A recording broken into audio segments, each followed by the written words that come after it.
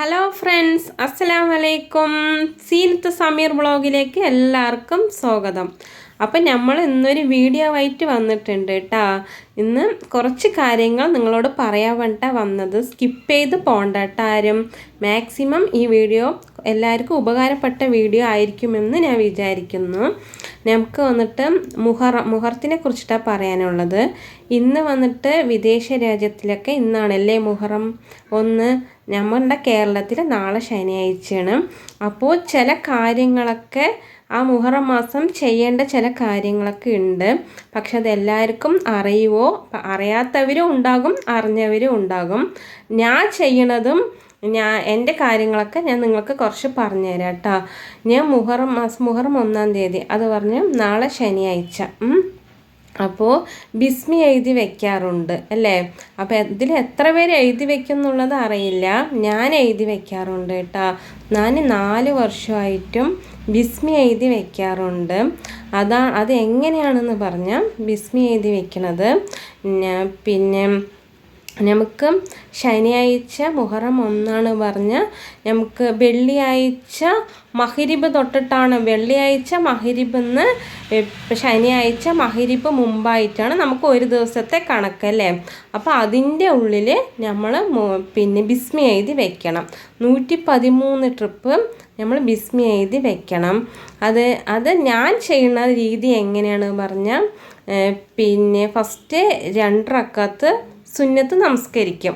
ആ നമസ്കരിച്ച ശേഷം നമ്മളുടെ മനസ്സിൽ നമ്മൾ എന്ത് കരുതണോ, നമ്മൾ പടച്ചവൻ്റെ അടുത്ത് നമുക്ക് ചോദിക്കാൻ കുറേ ഉണ്ടാകുമല്ലേ. എത്ര ചോദിച്ചാലും മതിയാകില്ല. ഇപ്പോൾ നമ്മളുടെ ഉമ്മാൻ്റെ അടുത്തോ വാപ്പാൻ്റെ അടുത്തോ ഹസ്ബൻഡിൻ്റെ അടുത്തൊക്കെ നമ്മൾ കുറച്ച് കാര്യങ്ങളൊക്കെ അവൻ്റെ അടുത്ത് നമ്മൾ ചോദിച്ചാൽ അവരെന്ത് പറയും? മതിയോ, ഇനി മതിയായിട്ടില്ലേ, അങ്ങനെ പറയുമല്ലോ. പക്ഷെ പടച്ചവൻ്റെ അടുത്ത് നമ്മൾ എത്ര ചോദിച്ചാലും മതിയോ ഒന്നും പടച്ചവൻ ചോദിക്കില്ല. അങ്ങനെ എത്ര കാര്യങ്ങളാണല്ലേ പടച്ചവൻ നമ്മുടെ കാര്യങ്ങളൊക്കെ കബൂലാക്കി തരുന്നതും നമ്മൾ ചോദിക്കണതുമായിട്ടുള്ളത്. പക്ഷേ മാക്സിമം ഈ ബിസ്മി എഴുതി നമ്മൾ പടച്ചവൻ്റെ അടുത്ത് ചോദിച്ചാലേ പടച്ചവൻ തീർച്ചയായിട്ടും അത് കബൂലാക്കി തരും. എനിക്കത് അനുഭവമാണ്. പക്ഷെ നമ്മൾക്ക് 10 കാര്യങ്ങൾ ഉണ്ടാകും.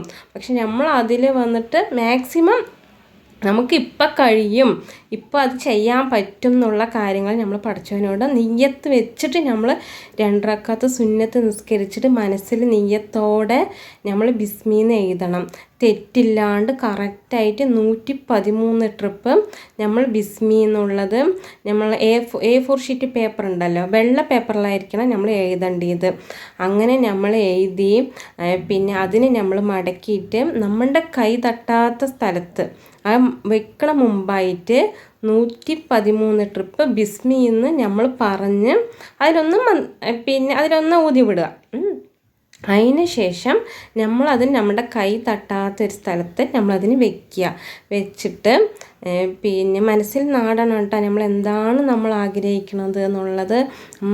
നമ്മൾ സങ്കടത്തോടെ നമ്മൾ പഠിച്ചവൻ്റെ അടുത്ത് കേൾക്കുക. പഠിച്ചത് അത് സത്യമായിട്ട് കബൂലാക്കി തരും. അത് എനിക്ക് അനുഭവം ഉള്ള കാരണം കേട്ടോ ഞാൻ പറയണത്. അപ്പോൾ നമ്മളുടെ ഒരു അനുഭവം നമ്മളെല്ലാവർക്കും നമ്മൾക്ക് പറഞ്ഞു കൊടുക്കണമല്ലോ. എന്താണ് ഇതിൽ ചില ആൾക്കാർ ഇതിൽ ചെയ്യണവരായിരിക്കാം, ചിലവരിത് ചെയ്യാത്തവരായിരിക്കും, ചിലർക്ക് എങ്ങനെയാണ് എഴുതുന്നതും അറിയില്ല. അങ്ങനത്തെയൊക്കെ ഉള്ളവർക്ക് വേണ്ടിയിട്ട് ഈ വീഡിയോ ഞാൻ പിന്നെ ഇപ്പോൾ നിങ്ങൾക്ക് പറഞ്ഞുതരാൻ വേണ്ടിയിട്ടാണ് ഞാൻ ഈ വീഡിയോ ആയിട്ട് ഇപ്പോൾ വന്നിരിക്കുന്നത്.